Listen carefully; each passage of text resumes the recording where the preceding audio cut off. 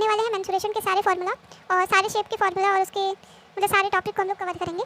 चलिए क्यूबॉइड से शुरू करते हैं। Perimeter is equal to 4 into length plus breadth plus height.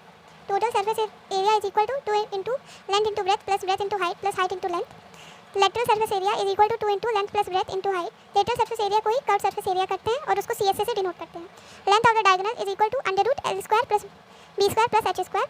Volume is equal to L into B into H।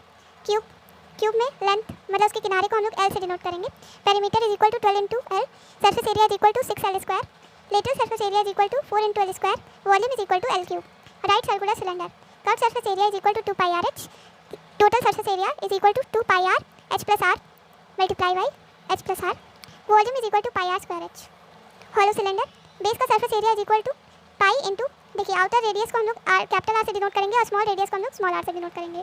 So base का surface area is equal to pi into capital R square minus small r square. Curve surface area is equal to 2 pi RH multiply by capital R plus small r। Total surface area is equal to 2 pi capital R plus small r multiply by H plus capital R minus small r। Volume is equal to pi capital R square minus small r square multiply by H।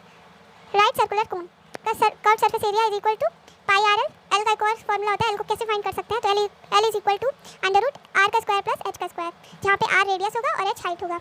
Total surface area is equal to pi R multiply by L plus R। Volume is equal to 1/3 pi R square H, जिसको हम लोग बोल सकते हैं 1/3 multiply by area of the base into H।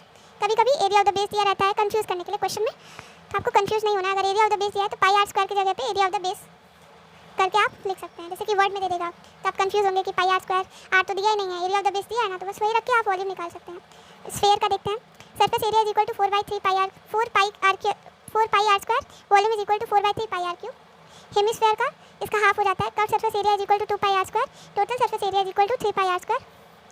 Volume is equal to 2/3 pi R cube. Outer and inner radii, देखिए outer radius को हम लोग कैपिटल R से डिनोट करेंगे और स्मॉल रेडियस को स्मॉल r से।